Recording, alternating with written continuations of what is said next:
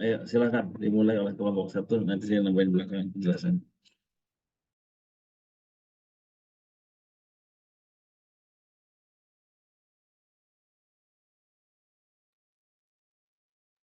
Nah, Ustaz.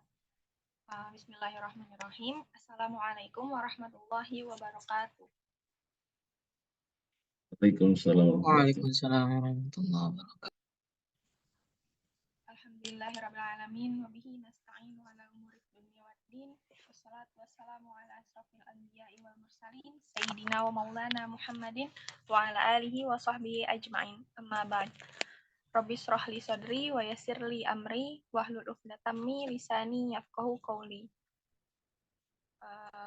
Di sini kami dari kelompok 1, yaitu saya, Martiza Sabrina, dan Jihan Naziha, akan mempresentasikan terkait MEAN, median, modus penyajian data berupa histogram, data frekuensi, dan poligon.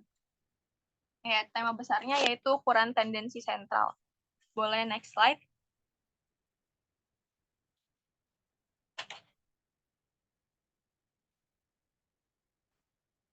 Selanjutnya.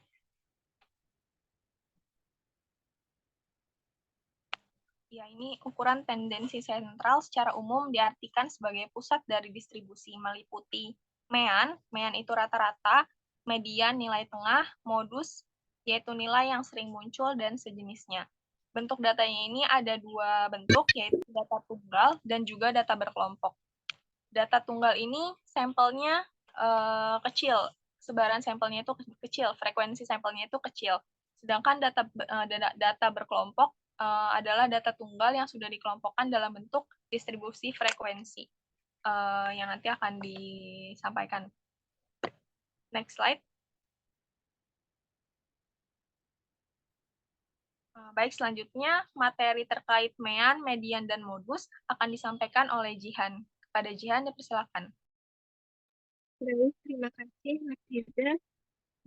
Saya ingin menjelaskan terkait ukuran tendensi sentral dalam bentuk data tunggal. Boleh di next. Yang pertama ada MEAN. MEAN atau rata-rata adalah estimasi terhadap nilai tertentu yang mewakili seluruh data. MEAN didapatkan dari hasil penjumlahan seluruh nilai dari masing-masing data, kemudian dibagi dengan banyak data yang ada. Dirumuskan sebagai berikut. X bar sama dengan sigma XI dibagi N.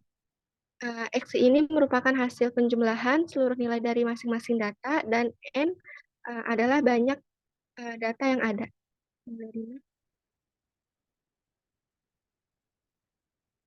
Contohnya, nilai ujian statistika 12 mahasiswa sebagai berikut.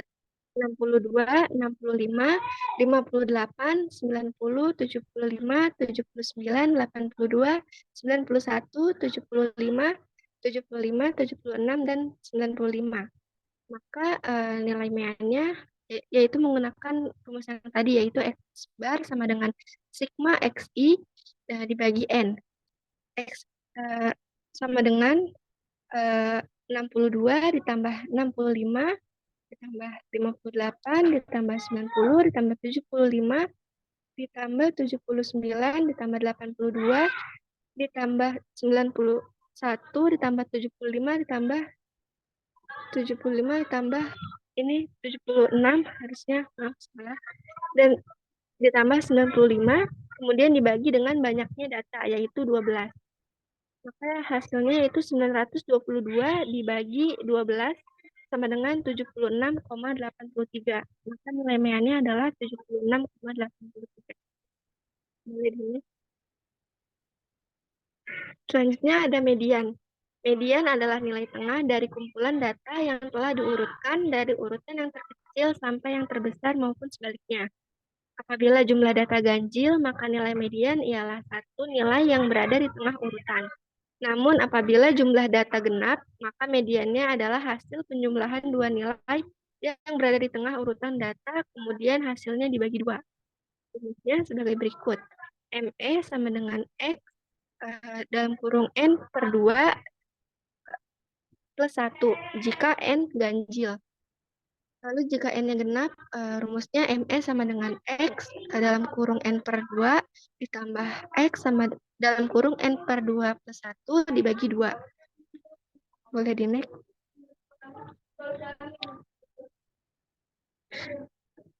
Lalu ada contoh untuk data ganjil.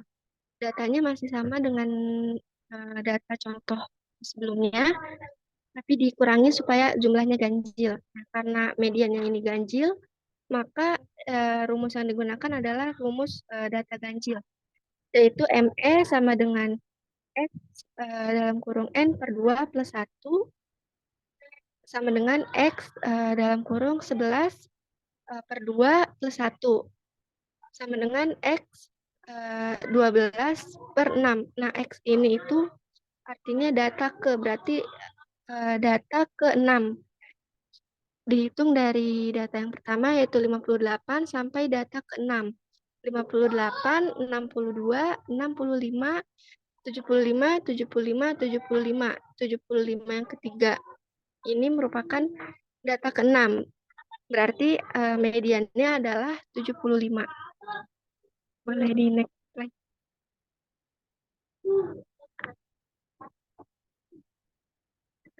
Selanjutnya untuk contoh data genap. Datanya juga masih sama dengan contoh sebelumnya. Karena mediannya genap, maka menggunakan rumus untuk data yang genap, yaitu ME sama dengan X dalam kurung N per 2 ditambah X sama dalam kurung N per 2 plus 1 dibagi 2. ME sama dengan X dalam kurung 12 per 2 ditambah X dalam kurung 12 per 2 plus 1 dibagi 2. X sama dengan X 6 ditambah X 7 dibagi 2. X6 ini berarti data ke-6 dan X7 ini berarti data ke-7. Maka data ke-6 itu 75 dan data ke-7-nya itu 76. Maka 75 ditambah 76 kemudian dibagi 2, hasilnya adalah 75,5. Maka nilai median untuk data genap adalah 75,5. Boleh di next slide. Lalu yang ketiga ada modus. Modus merupakan data atau nilai yang paling sering muncul atau yang memiliki jumlah frekuensi terbanyak. Contoh, datanya masih sama dengan data contoh sebelumnya. Bisa kita lihat bahwa nilai 75 di sini muncul sebanyak 3 kali. Nah, karena nilai 75 ini muncul sebanyak 3 kali, maka frekuensinya itu paling banyak atau paling sering muncul. Maka modus dari data tersebut adalah 75. Boleh di next. Selanjutnya pada data kelompok. Boleh di next.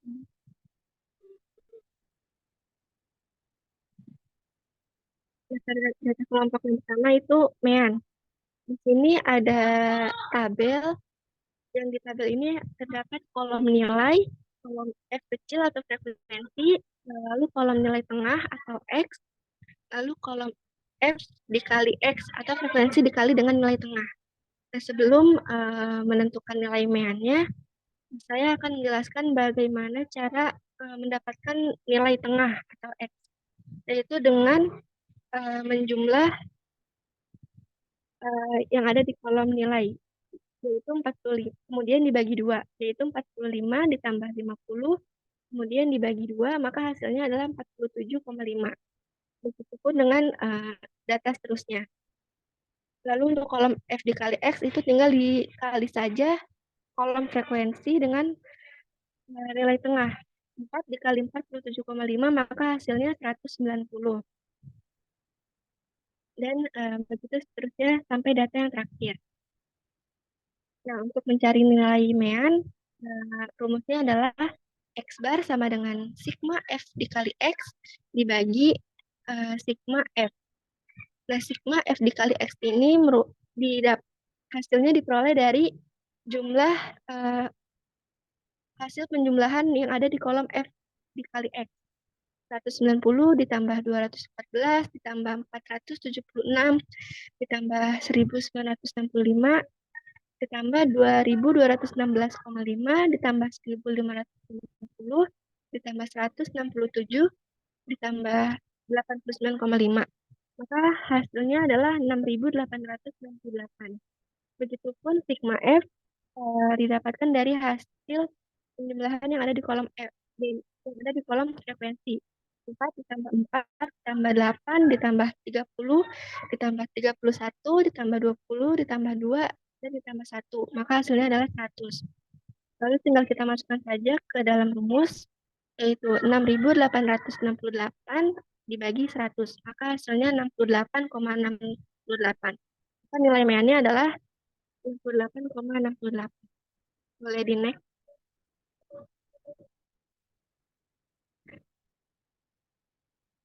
Selanjutnya, median. Di tabel ini ada kolom nilai, frekuensi, dan frekuensi kumulatif. Untuk mendapatkan frekuensi kumulatif ini yaitu dengan menjumlahkan secara silang gitu. Jadi 4 ditambah 4 yang ada di kolom frekuensi, maka hasilnya 8. 8 ditambah 8 hasilnya 16. 16 ditambah 30 hasilnya 46. 46 ditambah 31 hasilnya 77. 77 ditambah 20 hasilnya 97. 97 ditambah 2 hasilnya 99. 99 ditambah 1 hasilnya 100. Nah, untuk sebelum menentukan nilai median, di dalam tabel ini kan ada kelas yang di garis kotak. Nah, itu namanya kelas median. Untuk menentukan kelas median itu rumusnya adalah N dibagi 2. N itu banyak data. Nah, banyak data ini sudah tertera di tabel, yaitu ada 100. Jadi tinggal kita bagi saja 100 dibagi 2, maka hasilnya 50. Nah, dari 50 ini bisa kita lihat di kolom frekuensi kumulatif di mana yang memuat angka 50. Kalau di yang 46 kan masih belum memuat karena masih kurang dari 50. Maka dia masuknya ke yang 77. Maka letak kelas mediannya itu ada di yang ada di garis kotak pada tabel. Ini kita akan mencari nilai mediannya. Rumus mediannya itu ME sama dengan B plus P dalam kurung setengah N atau N per 2 dikurang F besar dibagi F kecil, di mana ME sama dengan median, B sama dengan batas bawah kelas median, batas bawah ini dikurang dengan 0,5, P sama dengan panjang kelas, N sama dengan banyak data, F sama dengan jumlah frekuensi kelas kumulatif sebelum kelas median, F sama dengan frekuensi kelas median. Maka nilai mediannya itu ME sama dengan batas bawah kelas median. Kelas mediannya kan ada di nilai 69 sampai 6074. Batas bawahnya itu 69. Kemudian dikurang dengan 0,5, maka hasilnya itu 68,5. Kemudian ditambah dengan panjang kelas. Panjang kelas ini merupakan rentang dari 69 sampai 74. 69, 70, 71, 72, 73, 74. Berarti ada 6 angka. Maka panjang kelasnya itu adalah 6. Kemudian setengah N atau N per 2 itu, N itu banyak data. Banyak data itu ada 100, kemudian dibagi 2 maka hasilnya 50. Dan F besar ini jumlah frekuensi kelas kumulatif sebelum kelas median. Frekuensi kumulatif kelas mediannya kan 77, berarti kelas sebelumnya itu 46. Lalu F dibagi frekuensi kelas median. Frekuensi kelas mediannya itu 31. Berarti sama dengan 68,5 ditambah 6 dalam kurung 50 dikurang 46 dibagi 31. Sama dengan 68,5 ditambah 6 kali 4/31 sama dengan 68,5 ditambah 0,774. Maka hasilnya 69,27. Maka nilai mediannya adalah 69,27. Boleh di next. Selanjutnya ada modus. Bisa dilihat untuk menentukan nilai modus, rumusnya itu adalah MO sama dengan B plus P dikali D1 per D1 plus D2, di mana MO sama dengan modus, B sama dengan batas bawah kelas modus, dikurang 0,5 juga, P sama dengan panjang kelas, D1 sama dengan selisih frekuensi kelas modus dengan frekuensi kelas sebelumnya. D2 sama dengan selisih frekuensi kelas modus dengan frekuensi kelas sesudahnya. Nah, letak modus itu yang di garis kotak yang ada pada tabel, itu ditentukan berdasarkan pada kelas interval dengan frekuensi yang paling besar.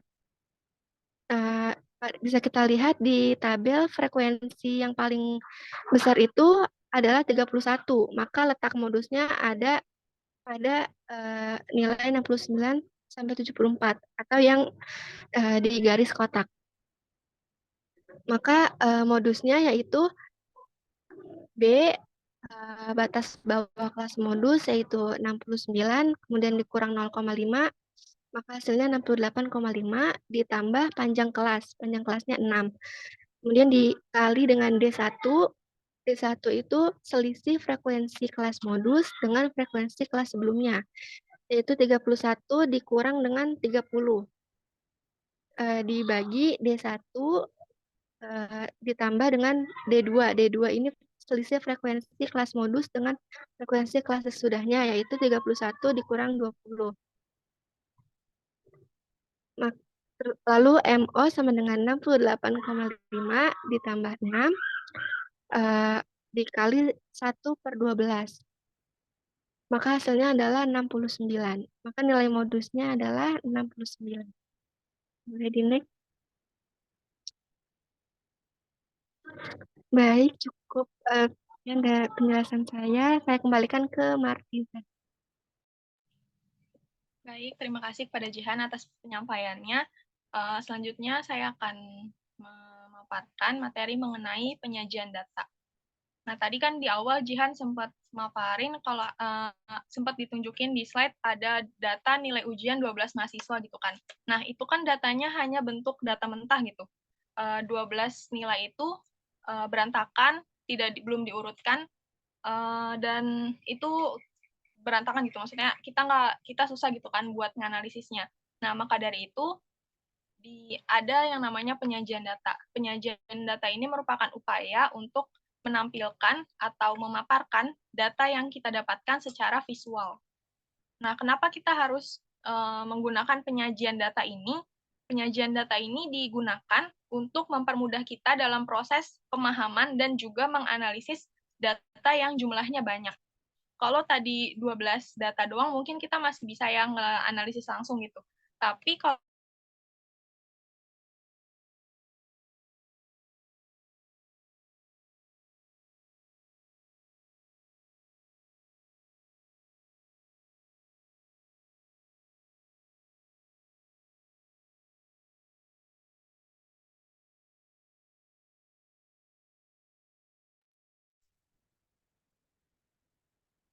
next slide.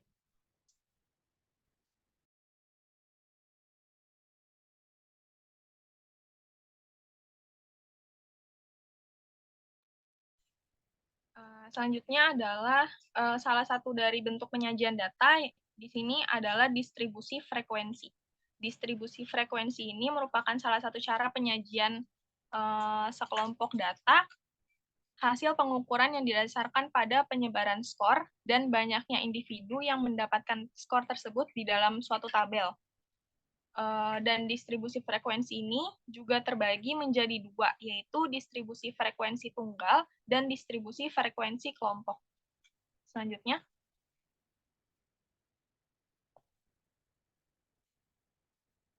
Nah, di sini ada contoh dari distribusi frekuensi yang tunggal. Di sebelah kiri ini kan ada data mentah ya. Ini ada data nilai kuis statistika pendidikan dari 30 mahasiswa. Ini bentuknya mentah, belum diurutin dari yang terkecil maupun terendah gitu. Terkecil maupun tertinggi. Nah, di bawah data ini diurutin dari yang terkecil sampai terbesar. Selanjutnya, data ini dimasukkan ke dalam tabel. Tabel distribusi frekuensi tunggal ini terdiri dari 4 kolom. Yang pertama ada nomor, nilai. Nilai ini dari tertinggi sampai terendah. Kemudian ada talis. Talis ini besarannya sama dengan frekuensi. Jadi kalau frekuensinya 1, maka garis di talisnya ini 1. Kayak ngitung suara di pemilu gitu kan. Kayak gini nih contohnya. Ini untuk data distribusi frekuensi tunggal. Selanjutnya.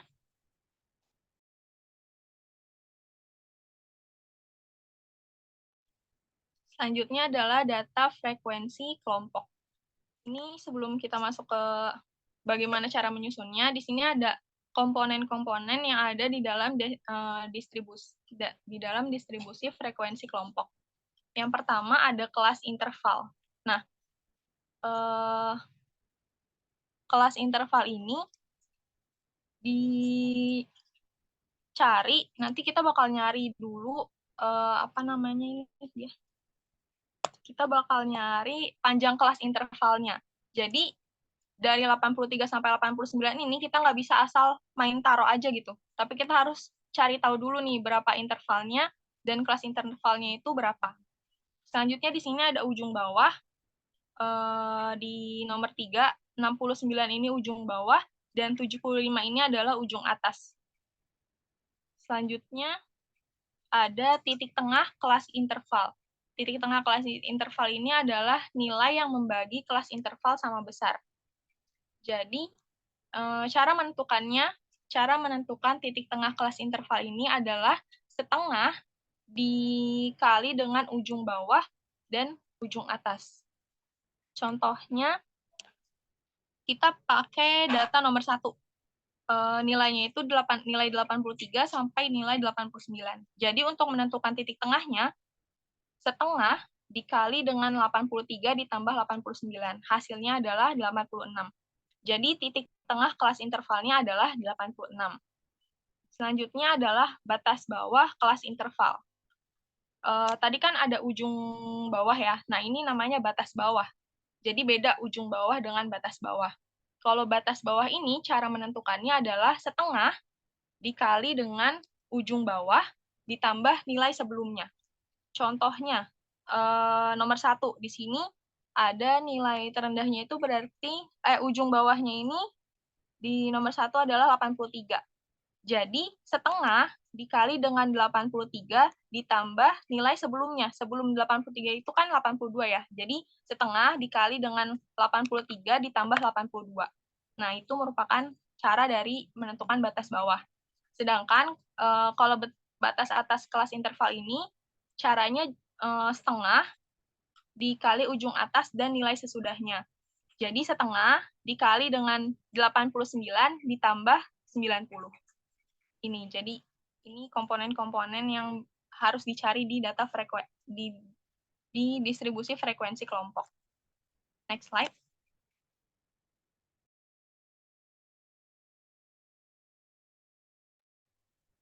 Selanjutnya, ini ada tata caranya untuk kita menyusun tabel distribusi frekuensi. Yang pertama, menyusun dan mengurutkan data dari skor terendah sampai tertinggi. Jadi data harus disusun dulu dari yang terendah sampai tertinggi. Yang kedua, menghitung rentang. Rentang ini cara kita menentukannya yaitu dengan mengurangi antara nilai tertinggi dan nilai terendah. Selanjutnya, cara ketiga, menentukan banyaknya kelas interval. Kelas interval ini kita harus pakai rumus. Rumusnya ini I sama dengan 1 ditambah 3,3 dikali log N. Nah, N ini merupakan banyaknya data yang kita miliki. Selanjutnya adalah nomor 4, menentukan panjang kelas interval atau P. persamaannya itu P sama dengan rentang dibagi dengan jumlah kelas interval. Jadi cara menentukan rentang ini tinggal kita bagi aja hasil nomor 2 sama hasil nomor 3. Jadi kalau kita mau nyari panjang kelas interval, harus nyari dulu nih rentang dan menentukan dulu rentang dan juga kelas intervalnya. Selanjutnya step kelima, menentukan ujung atas kelas interval pertama. Ujung atas kelas interval pertama ini ditentukan dari nilai paling tinggi. Selanjutnya adalah tinggal menyusun interval kelasnya. Boleh, next slide.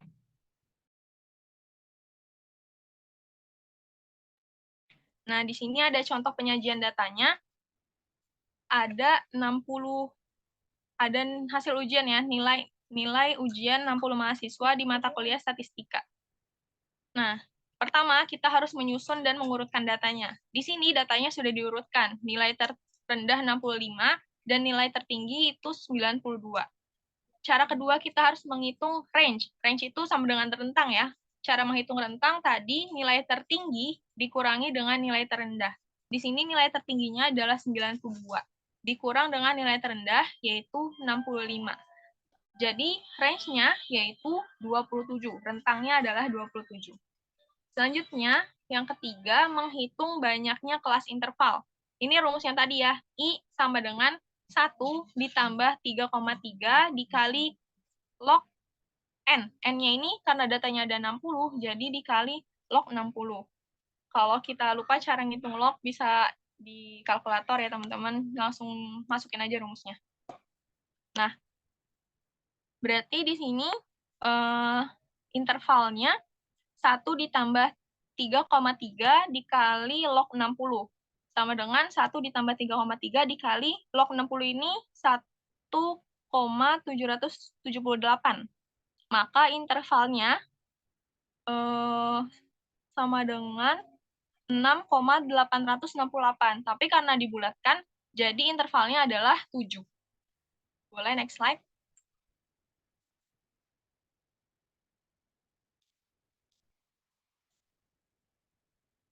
Selanjutnya adalah step keempat, menghitung panjang kelas interval. Panjang kelas interval ini, tadi ya caranya dengan membagi rentang dan juga jumlah kelas interval. Rentang itu ada di step kedua, dan jumlah kelas interval ini ada di step ketiga. Jadi rentangnya tadi kita udah ketemu 27, sedangkan jumlah intervalnya ini, jumlah kelas intervalnya ini kita udah ketemu hasilnya 7. Jadi 27 dibagi 7 sama dengan 3,857. Kita bulatkan menjadi 4. Selanjutnya adalah menentukan ujung atas kelas interval pertama. Nah, karena ujung atas berarti yang kita ambil adalah nilai yang paling besar, yaitu 92. Nah, selanjutnya kita tinggal menyusun tabelnya. Di sini ada 3 kolom ya. Yang pertama ada nomor, nilai, dan juga frekuensi. Itu untuk tata cara membuat tabel distribusi frekuensi yang berkelompok. Selanjutnya, next slide.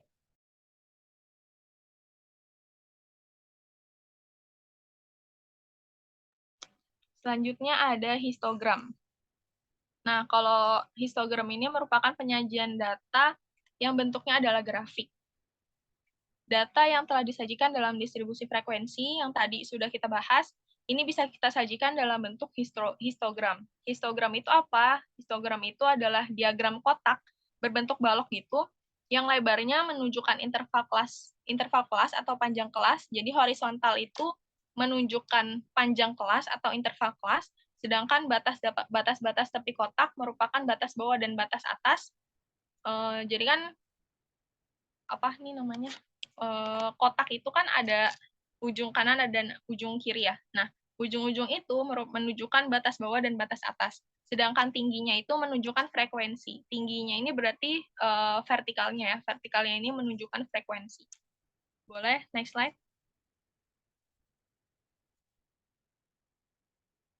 Nah, ini contoh dari grafik histogram. Mungkin teman-teman udah sering lihat ya data kayak gini.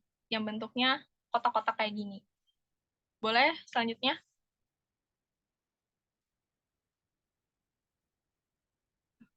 Maaf, yang baliknya dulu. Nah, histogram ini, kenapa kita membuat penyajian data ini dengan grafik histogram? Tujuannya itu untuk menggambarkan distribusi frekuensi, sehingga data yang kita miliki itu lebih terlihat polanya seperti apa, dan kita juga lebih mudah dalam membandingkan data-data yang kita miliki. Nah, di sini kita yang harus pertama kali kita lakukan adalah menentukan batas atas dan juga batas bawah. Seperti yang sudah ada di tabel ya, batas atas dan juga batas atas dan juga batas bawah. Cara untuk menentukan batas bawah itu adalah ujung atas dikurangi dengan 0,5. Ya, jadi di sini ada 41 ya, yang ujung bawahnya 41. Berarti kalau kita mau nyari batas bawahnya itu sama dengan 41 dikurang 0,5. Jadi batas bawahnya adalah 40,5. Sedangkan untuk kita cari tahu batas atas, di sini ada ujung atasnya yaitu 47. 47 ditambah dengan 0,5. Maka hasilnya adalah 47,5. Begitu seterusnya sampai data yang di paling terakhir nih, 83 sampai 89 di interval nilai segitu. Nah, setelah itu kita tinggal memasukkan batas-batas ini ke garis horizontal. Di garis horizontal ini. Jadi di sini kan sudah terbentuk ya diagram histogramnya ini. 40,5, 47,5 sampai 89,5. Nah, di data yang pertama ini, kelas pertama ini kan berarti data batas bawahnya di garis kotak sebelah kiri ini, batas bawahnya yaitu 40,5. Sedangkan batas atasnya adalah 47,5 dengan frekuensi 3. Begitupun seterusnya sampai ke akhir. Nah, kelebihan dari kita menggunakan penyajian data grafik histogram ini, yang pertama, kita jadi lebih mudah untuk membandingkan data yang kita miliki. Selain itu juga lebih menarik untuk dilihat, karena kalau misalkan cuma data tabel doang kan agak kurang menarik gitu kan. Nah, kalau berbentuk gambar gini, jadi lebih menarik untuk dilihat.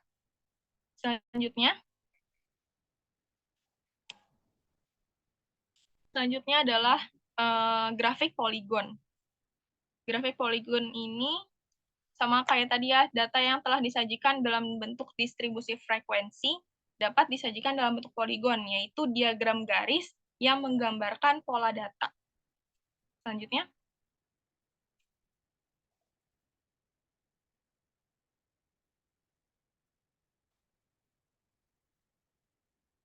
Nah, ini step buat membuat poligon.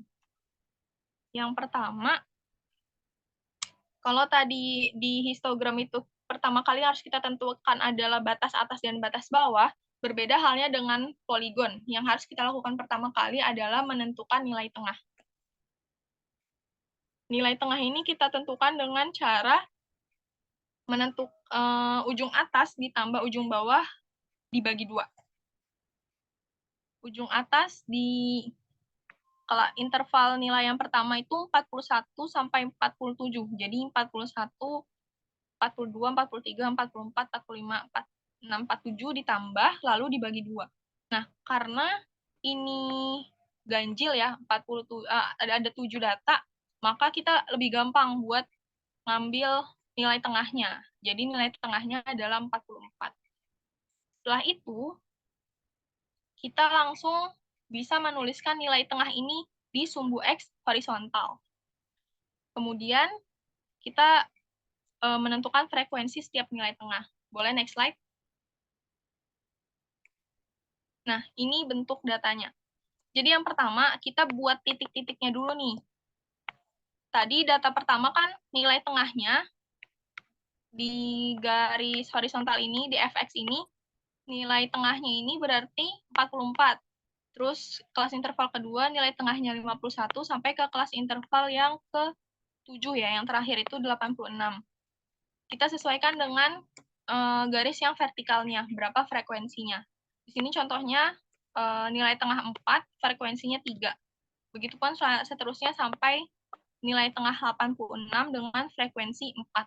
Setelah kita buat titik-titik seperti di gambar, selanjutnya kita tinggal menyambungkan, membuat garis-garis penghubung seperti ini. Jadi bisa terlihat jelas datanya gitu. Keuntungan, kelebihannya dari membuat data, melakukan penyajian data grafik dengan poligon ini, memudahkan kita melihat pola data. Di sini kan terlihat ya dari nilai tertinggi sampai nilai terendah. Terjadi kenaikan di nilai 65 lalu mengalami penurunan lagi sampai pada nilai tengah 86 ini. Boleh selanjutnya?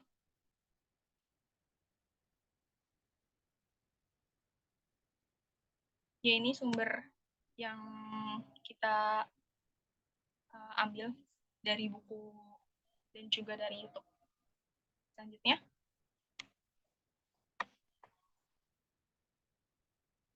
Ya, sekian presentasi dari kami, kelompok 1. Mungkin ada yang ingin bertanya.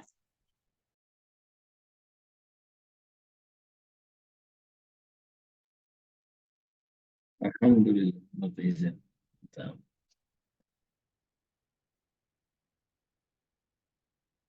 Nyimak dari sini.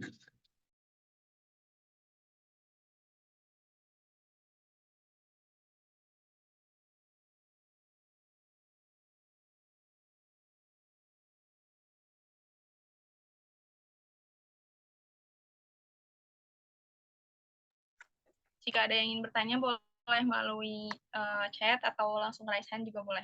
Dipersilakan.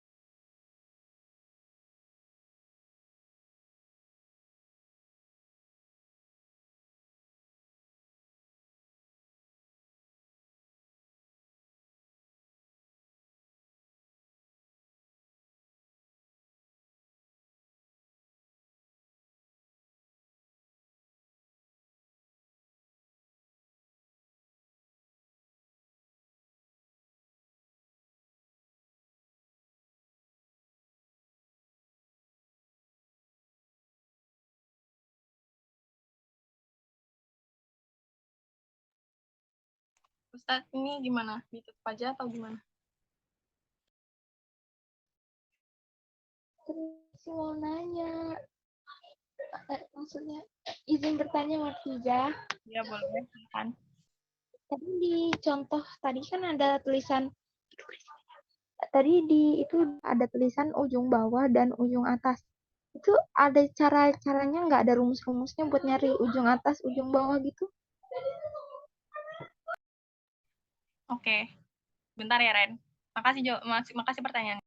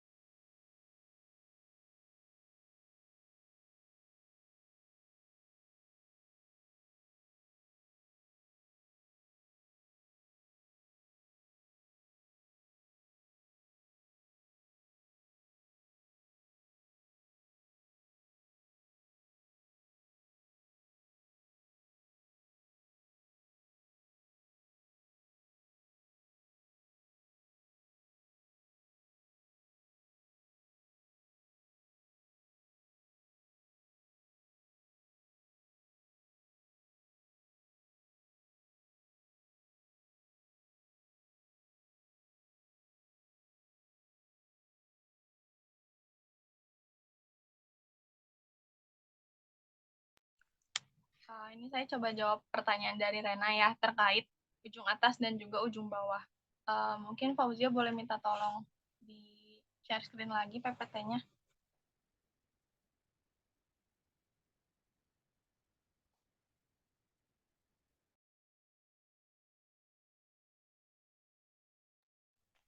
Boleh dimundur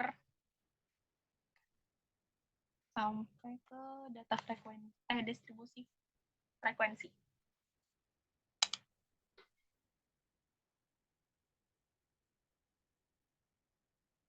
Nah, baliknya, selanjutnya. Oke, makasih Fauzia. Jadi, tadi di contoh slide sebelumnya itu kan ujung atas dan ujung bawah itu sudah ditentukan gitu ya, udah dibuletin. Nah, kenapa udah dibuletin? Karena itu emang cuma gambaran tampilan buat ngasih contoh aja. Kalau ada di komponen distribusi frekuensi kelompok ini ada ujung atas dan juga ujung bawah. Nah, tapi gimana cara menentukan ujung atas dan ujung bawah? Ya mungkin tadi belum dijelasin ya. Di sini kita harus balik ke step-nya lagi, step untuk menyusun tabelnya. Kita mulai dari awal ya berarti. Dari nyusun data dulu nih Ren. Jadi kita nyusun data dulu dari yang terendah sampai tertinggi. Kemudian tadi kita menghitung rentangnya, selisih antara nilai tertinggi dan nilai terendah. Selanjutnya kan di sini kita juga menghitung banyaknya kelas interval. Rumusnya ini yang I sama dengan 1 ditambah 3,3 dikali log N, yaitu rumusnya. Terus juga di sini ada rentang. Ada panjang kelas, rentang dibagi sama jumlah kelas. Nah, yang menjadi penentu untuk kita yang menjadi kunci untuk kita menentukan ujung atas dan ujung bawah itu ada di panjang kelas interval ini. Jadi rumus buat bukan rumus sih, kayak kuncinya itu ada di panjang. Oh, salah. Bentar. Boleh next slide dulu deh yang dicontoh. Selanjutnya. Nah, di sini. Ya, jadi yang menjadi kunci di sini adalah panjang kelas interval. Contohnya, di sini kan kita menentukan ujung, step kelima ya, menentukan ujung atas kelas interval pertama. Jadi ujung kelas interval pertama itu kan 92. Berarti di kelas pertama ini, 92 ini merupakan ujung atas. Nah, tapi kenapa ujung bawahnya itu 89? Nah, ujung bawahnya ini 89 karena karena panjang kelas intervalnya ini adalah 4. Jadi 92 dikurang 4 dimundur sampai 4 itu berarti 89. Jadi kan 92, 91 92-nya itu kehitung. 92 91 90 89. Jadi di interval pertama ujung bawahnya ini adalah 89. Selanjutnya, karena 89 ini udah termasuk di kelas interval yang pertama, maka kelas interval kedua kita mulai dari 88. 88 ini sama rentangnya, panjang kelasnya ini 4. Jadi 88, 87, 80, 88, 87, 85. Bentar. 88, 87. Oh iya, 86-nya lupa. 88, 87, 86, 85. Jadi 4 ya sama selisihnya. Terus yang interval ketiga itu ada 84 karena tadi 85-nya udah masuk ke apa ini namanya? Kelas kedua. Jadi 84-nya ini ujung atas di kelas interval ketiga. Maka dikurang 4, 84, 83, 82, 81. Jadi 81 ini merupakan ujung bawah. Jadi begitu Rena, buat kita nentuin ujung atas dan ujung bawah, kuncinya adalah di panjang kelas interval ini. Kita harus tahu berapa panjang kelas interval dan juga kita harus menentukan ujung atas kelas interval yang paling pertama. Mungkin itu yang bisa saya jawab. Semoga nggak tambah bingung. Gimana Rena? Alhamdulillah udah ngerti. Makasih Martiza.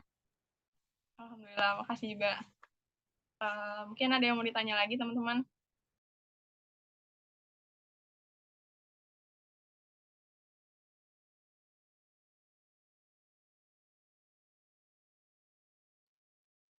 Ustadz, ini tutup aja atau gimana?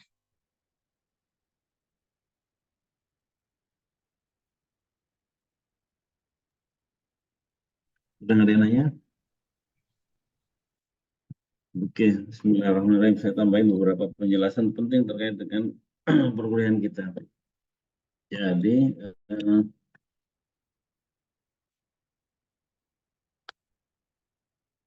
di dalam penelitian,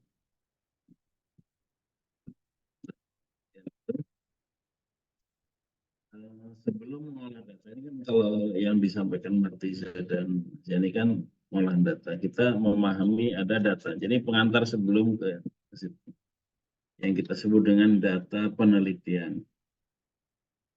Data penelitian itu ada data yang bersifat kuantitatif, ada yang kualitatif. Dan dalam statistika itu biasanya kita mainnya di data kuantitatif. Di data kuantitatif itu ada macam-macam data.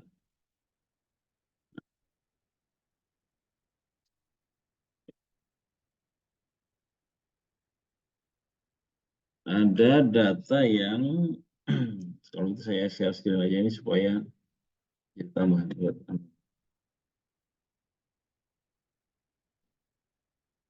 Ini yang materi kedua sebenarnya yang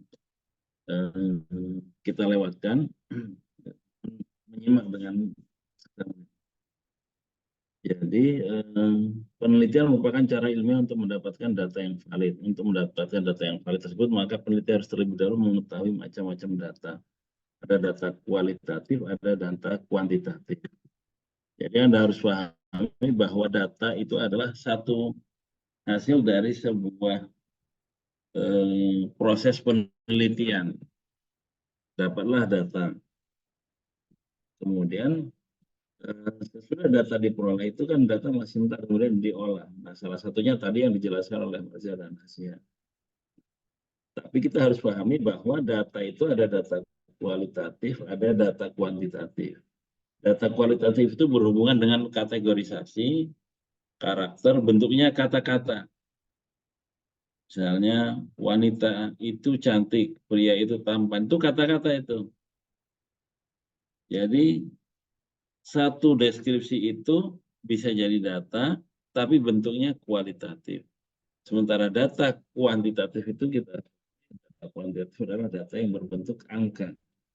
Kemudian ada tipe data yang harus kita juga pahami, ada data kategori, ada data numerikal.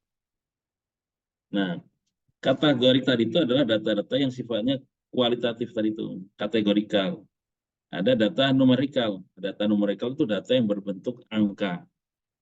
Data numerik berbentuk angka. Data numerik ini yang akan kita gunakan dalam kegiatan statistika. Jadi bukan data kategori, tapi kita menggunakan data-data numerik. Data numerikal itu dibagi dua, data discrete dan continuous. Nah, penjelasannya begini. Ini dipahami. Jadi dalam penelitian ini, Anda nanti jangan sampai keliru bahwa kita berurusan data kuantitatif. Ini saya bicaranya penelitian kuantitatif. Data kuantitatif itu adalah data yang bentuknya numerik, angka. Dibagi dua, data discrete dan data kontinum. Apa itu discrete, apa itu kontinum? Data discrete itu data yang saling pilah. Jadi bentuknya memang seperti kategori tadi saling pilah. Misalnya laki-laki, perempuan. Itu discrete itu. Kelas, misalnya di sekolah ada kelas 1, kelas 2, kelas 3, kelas 4, kelas 5, kelas 6. Itu datanya data discrete saling pilah. Dia tidak ada setengah itu. Jadi datanya disebut dengan data nominal. Data discrete itu bentuknya nominal. Misalnya Berapa jumlah kursi, berapa jumlah ruang kelas, berapa jumlah AC, berapa jumlah anak kelas 1, kelas 2, berapa jumlah laki-laki perempuan. Itu bentuknya datanya nominal dan saling pilih. Nggak ada setengah laki-laki, setengah perempuan, nggak ada. Oh ini kelasnya 1,5, nggak ada. Ini kelas 1 ya kelas 1, kelas 2, kelas 2. Nggak ada kelas 1,5, nggak ada. Gitu. Disebut dengan datanya diskrit, saling pilih, nominal bentuknya. Cara menghitungnya dengan cara memperolehnya dengan menghitung. Cara memperolehnya dengan menghitung. Kalau misalnya ditanya berapa jumlah laki-laki, ya dihitung aja itu. Itu data diskrit yang diperoleh dengan cara menghitung. Kategori yang kedua disebut dengan data kontinum. Data yang berjenjang. Nah, kalau diskrit menghitung, datanya bentuknya nominal dengan cara menghitung, data kontinum itu diperoleh dengan mengukur. Jadi kita perlu alat ukur untuk memperoleh data yang kontinum. Kontinum itu ada ujung bawah, ada ujung atas. Panjang misalnya, itu ada ujung paling pendek, ada ujung paling bawah. Gitu.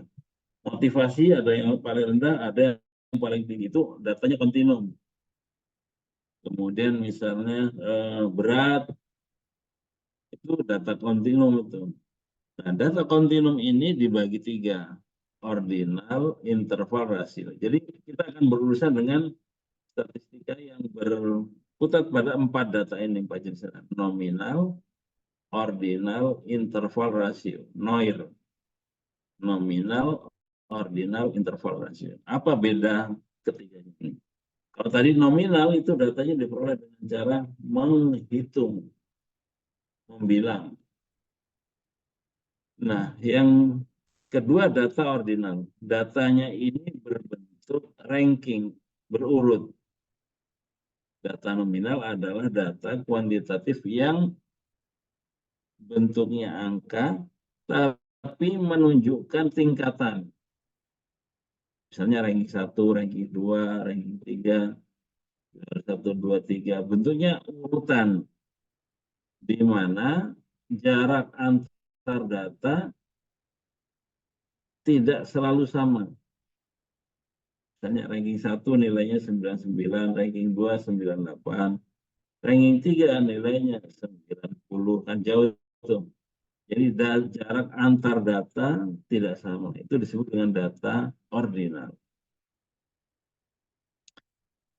Yang ketiga, data interval.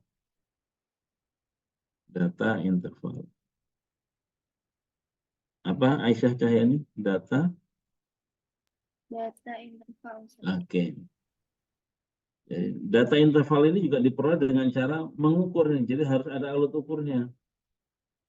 Nah, inilah yang biasanya kita gunakan dalam penelitian. Jadi kalau Anda misalnya, nih saya tanya, Zakaria. Ada Zakaria Rahmat? Ada. Nah, kalau kita misalnya ingin melihat, mengetahui hasil belajar bahasa Arab di misalnya di satu sekolah MTS misalnya, apa yang kita lakukan?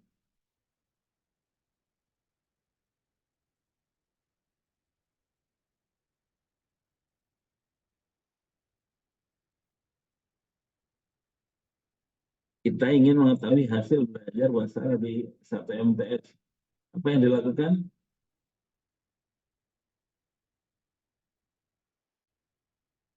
Tahu Zakaria?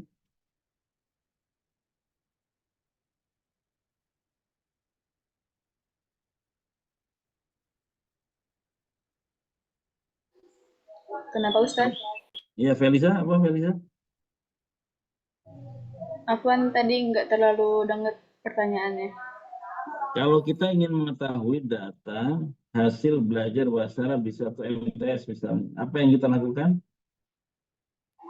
Survei atau meneliti. Survei. Oke. Yang lain ada selain Felisa? Apakah setuju dengan survei? Kita ingin mengetahui hasil belajar bahasa Arab. Aisyah Salahuddin. Nah, Ustaz, Nah, ngapain kita? menyajikan data, Ingin memilah, mengetahui hasil belajar bahasa Arab di satu MTS. memilah data dulu, Ustaz. Nah, Mungkin. datanya kan belum ada. Berarti melakukan penelitian terlebih dahulu. Iya, Observasi. di dalam penelitian itu kita ngapain? Observasi. eh, Oh, observasi. Kalau tadi jawabnya survei, sekarang observasi. Felisa tadi bilang survei, kamu bilang observasi. Ada lagi? Supaya Anda paham nih cara. Karena ini kalau jadi hasil belajar bahasa Arab itu, ini sebenarnya kamu juga sudah tahu. Itu bentuknya nilai, itu enggak? Berkarya. Ya enggak? Betul, Ustaz. Nah, supaya dapat nilai itu ngapain itu? Supaya dapat nilai misalnya 98, 77. Dari mana itu dapatnya?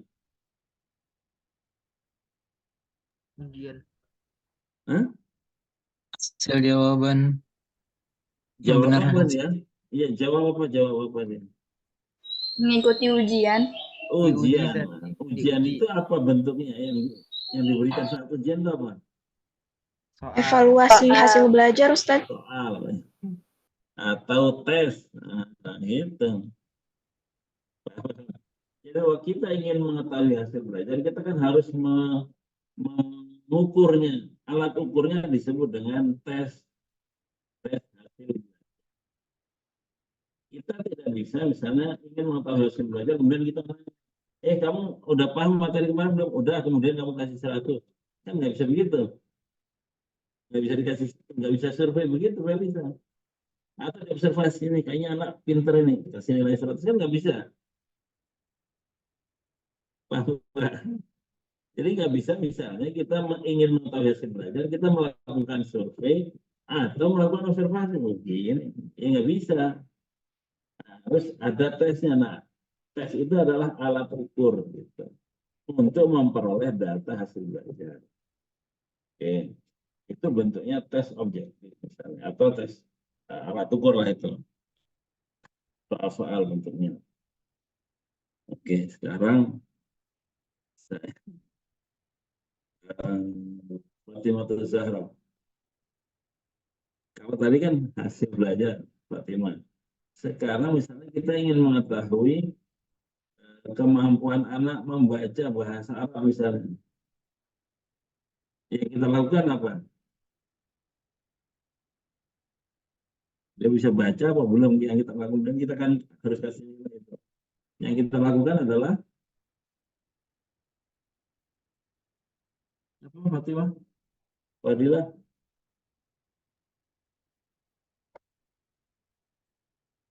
Iya. Al-Tafani?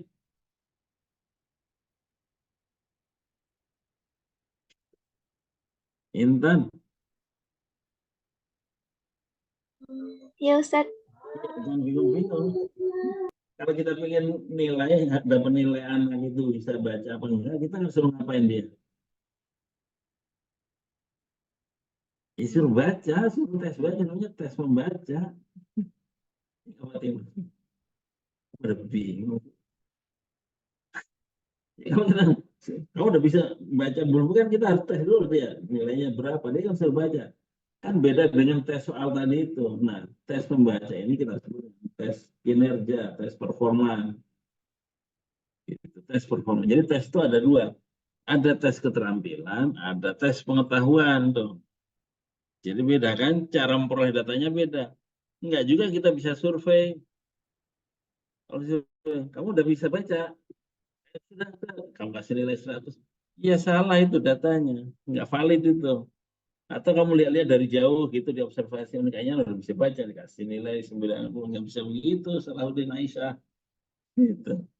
Kamu Farah sudah bisa berenang belum? Kamu nanya, ya suruh aja terjun ke kolam. Kita lihat aja, kita tes gitu. Nah itu tes kinerja namanya, untuk kerja praktek gitu. Jadi tes sendiri ada dua itu. Nah, hasil-hasil yang kita peroleh dari tes itu kita memperoleh satu nilai. Nah, kan ada nilai yang paling tinggi, ada nilai paling. Nah, itu kita sebut dengan kontinum tadi, bentuknya kontinum. Ada rentang tinggi rendahnya. Nah, itu angka-angka yang kontinum. Tapi kalau misalnya tadi meja, kursi, AC, papan tulis itu bukan data kontinum, itu datanya namanya data diskrit, saling pilah tuh. Nggak ada kaitannya itu. Paham ya sampai sini? Jadi ada data diskrit, ada data kontinum. Nah, di dalam data interval ini, tadi kan nominal, ordinal itu ranking. Interval itu jarak antar datanya sama. Jarak antar data sama, misalnya 7 ke 8, 8 ke 9, 9 ke 10 itu sama. Kalau tadi kan misalnya ranking 1, ranking 2, ranking 3, jarak datanya bisa jadi beda itu. Tapi kalau interval itu sama. Dan ada alat ukurnya. Nah, di sini, di interval ini tidak mengenal nol mutlak namanya. Jadi nol itu tidak menunjukkan nihil, ketiadaan. Contohnya. Ketika kita mengukur suhu badan dengan alat, apa namanya, Felisa? Kenapa Ustaz? Mengukur suhu badan dengan alat apa namanya? Termometer. Nah, jadi misalnya Nadia punya adik, oh ini ada agak-agak panas, maka kan nggak bisa ngira-ngira itu, harus ada alat ukurnya untuk memperoleh data. Sebenarnya adik saya ini sakit apa enggak, gitu.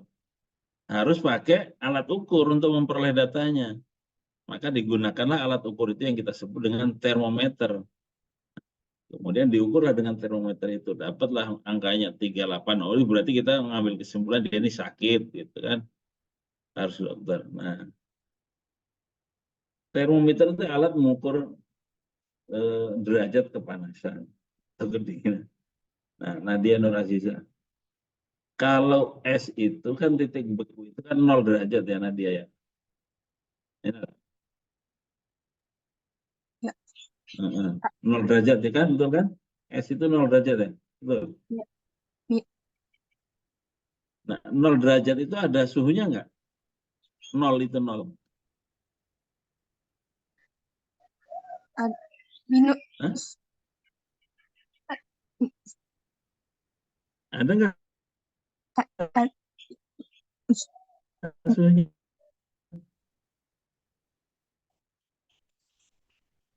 Putus. Apa di saya, Bang?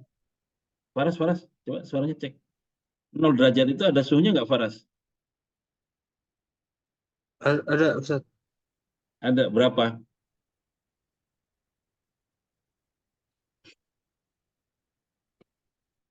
Iya, 0 itu.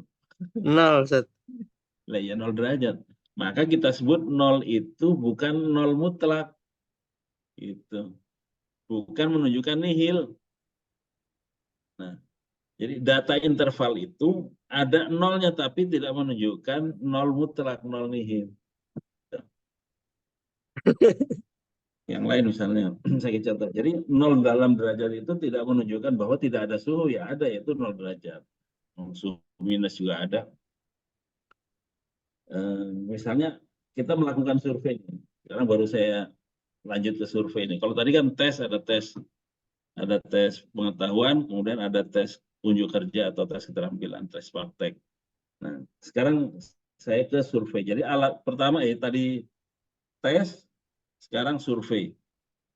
Jadi cara mengumpulkan data itu ada tes, ada survei. Survei itu kita menggunakan kuesioner. Survei itu kita menggunakan kuesioner.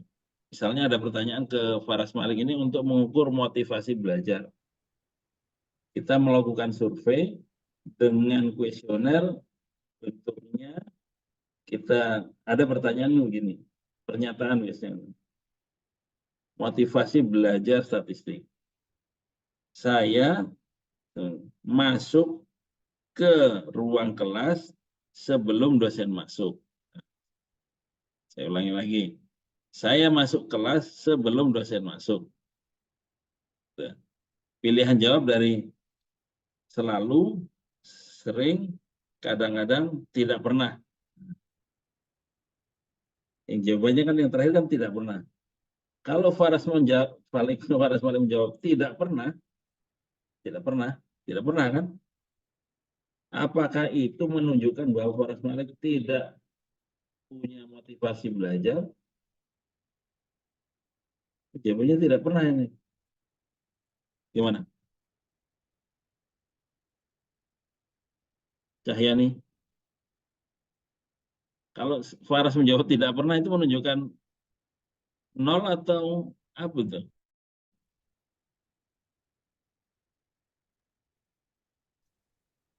Survei nih, survei. Itu pernah punya Sat, pernah ada motivasi.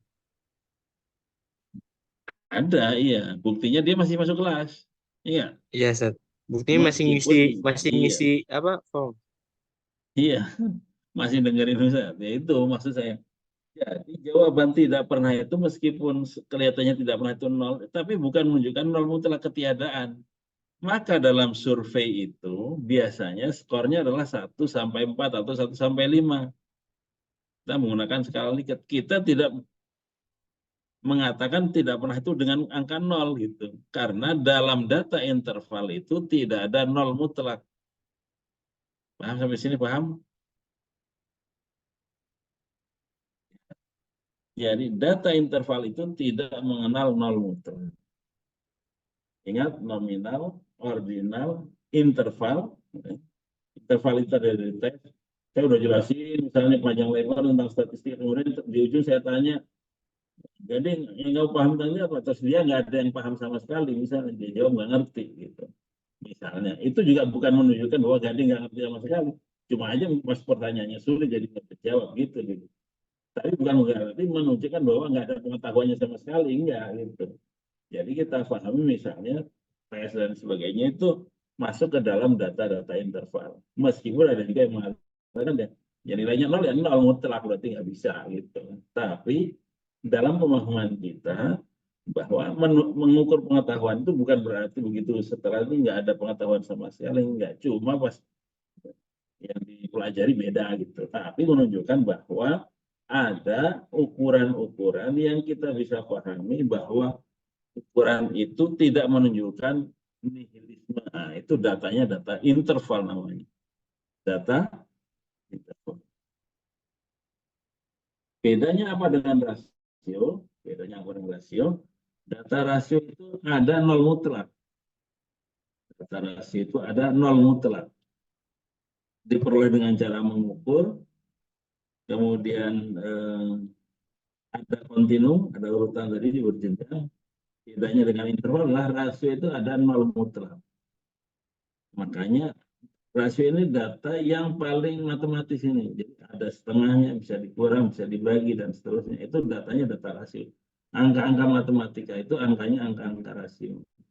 Kalau datanya, misalnya kita melakukan penelitian dengan data rasio, misalnya tinggi, panjang, itu karena ada nol. Kalau nol misalnya, berapa panjangnya nol? Ya berarti memang nggak ada panjangnya. Itu mutlak itu. Beratnya berapa? Nol. Ya berarti memang nggak ada barangnya. Berarti itu yang sebenarnya nol mutlak, emang nggak ada sama sekali. Gitu. Jadi penghasilannya sebenarnya berapa? 0 rupiah. Emang nggak ada nol. Nggak ada penghasilan. Itu namanya nol mutlak. Berarti nggak ada penghasilan. Nah, itu menunjukkan bahwa ada rentang-rentang data yang kita harus pahami. Ada nominal, ordinal, interval, dan rasio. Di mana kita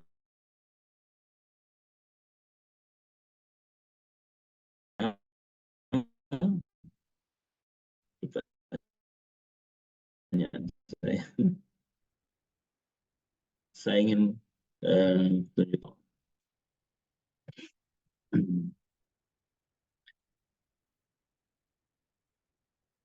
Jadi peneliti itu datanya pakai data interval ini. Jadi nanti kalau misalnya Anda melakukan penelitian kuantitatif, data kita adalah data interval ini. Karena kita biasanya melakukan survei, melakukan tes gitu, menggunakan data interval ini. Apakah suara saya masih nyambung? Kok hilang gambarmu? Sambung Ustaz. Masih Ustaz. Ada ya Felisa?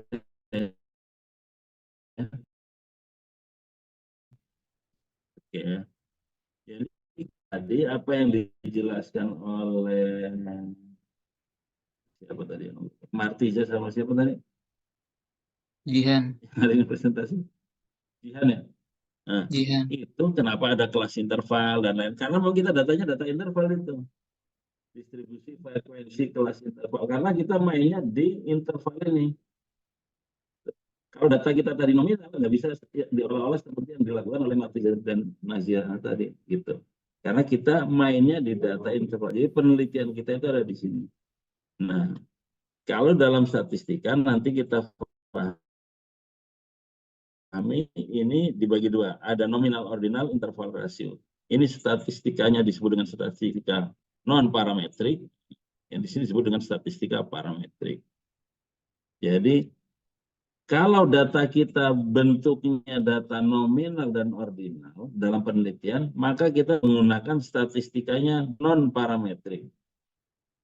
Kalau statistika data kita bentuknya interval rasio, kita menggunakan statistikanya parametrik. Nanti kita, nah, di mana dua model statistika ini agak berbeda di dalam asumsinya.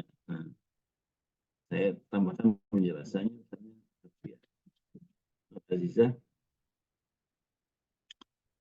Di dalam data interval dan rasio ini harus terpenuhi unsur normalitas dan homogenitas. Jadi harus ya, asumsinya data normal dan homogen. Nah, ini baru statistika parametrik ini disebut.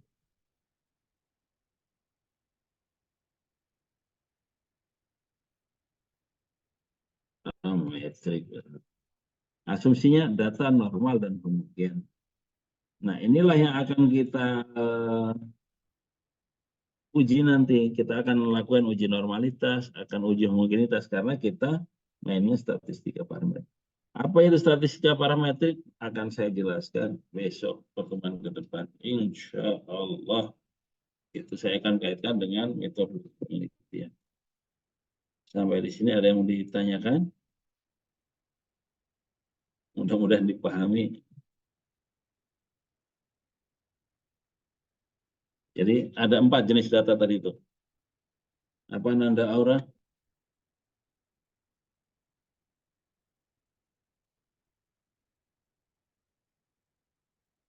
Apa Nanda? 4 jenis data tadi apa? Kualitatif sama kuantitatif, Ustaz. Yang 4 data. Nominal. Nominal. Terus apa ya? Ordinal. Nominal. Ordinal. Apa? Sebentar, Ustaz. Interval. Interval, rasio. Rasionair. Coba ulang Intan.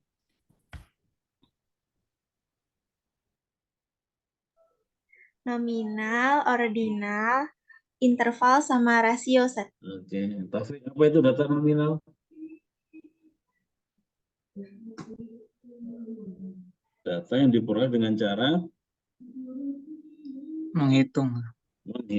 Contohnya jumlah kursi, laki-laki, perempuan. Datanya diskrit saling bilang. Nggak ada setengah laki-laki, setengah perempuan. Nggak ada itu. Datanya diskrit saling bilang. Data ordinal apa Fadilah? Data yang bentuknya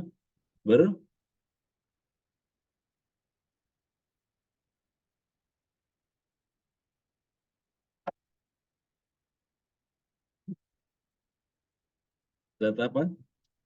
Ranking bentuknya itu ordinal. Bentuknya ranking. Ya. Kemudian data interval apa Aisyah Cahyani? Data interval itu yang harus ada alat ukurnya sih.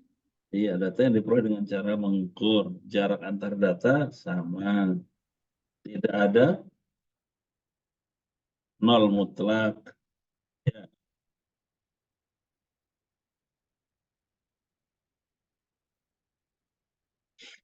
Oke. Tidak ada nol mutlak. Kemudian terakhir data rasio data yang semua unsur data terpenuhi dan ada nol mutlak. Dan kita bermainnya penelitian kita di data apa? Martiza, Irfan, Interval, Ustadz. interval. Alhamdulillah.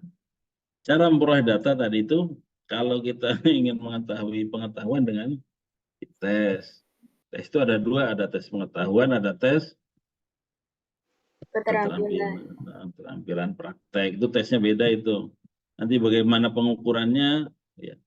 Kalau tes pengetahuan dengan soal, kalau tes keterampilan dengan rubrik namanya. Nah itu harus paham itu. Tes keterampilan itu dengan rubrik itu yang harus siapin. Misalnya Taufik mau mengukur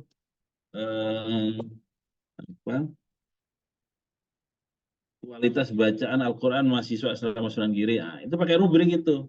Makhrajnya, tajwidnya, lagunya. Nah, rubrik itu namanya. Nah, rubrik itu ada ininya, aturan juga gitu, sesuai dengan teorinya.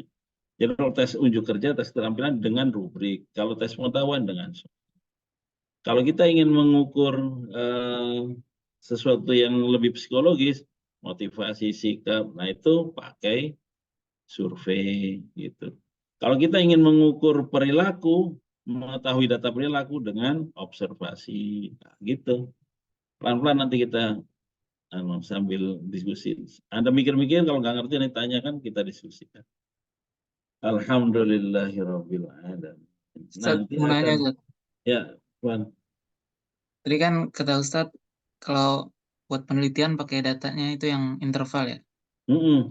Eh, terus tadi kan yang ordinal itu kan datanya yang berbentuk ranking atau berurut Ya. gitu.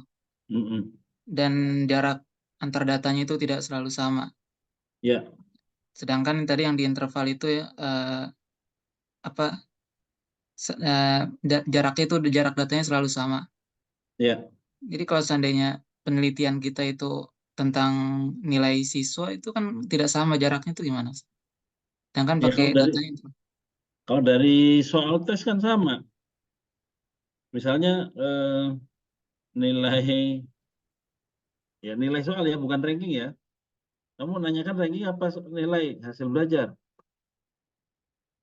Pan. Nilainya. Nah, kalau nilainya itu interval. Kan orang yang dapat 10 dengan dapat 100 dengan dapat 90 kan pasti intervalnya sama itu. Berapa soal yang dia salah gitu kan. Dari 90 ke 80 itu sama jaraknya itu. Tapi kalau rankingnya, nah itu baru ordinal. Gitu, ya. Begitu dari akumulasi, nah rankingnya siapa yang ranking 1? Ranking 1 Irfan nilainya 90, ranking 2 Taufik nilainya 89, ranking 3 Gading nilainya 80, kan jaraknya beda tuh. Sekarang kamu mau mengukur rankingnya atau mengukur hasil belajarnya langsung gitu. Itu yang harus dipahami itu. Paham ya? Paham, Ustaz. Oke. Yang lain?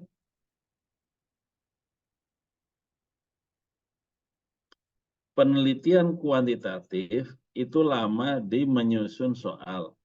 Tapi kalau sudah dapat datanya, mengolah datanya sehari selesai. Saya ulangi lagi. Kalau Anda melakukan penelitian kuantitatif, yang lama itu di menyusun soalnya.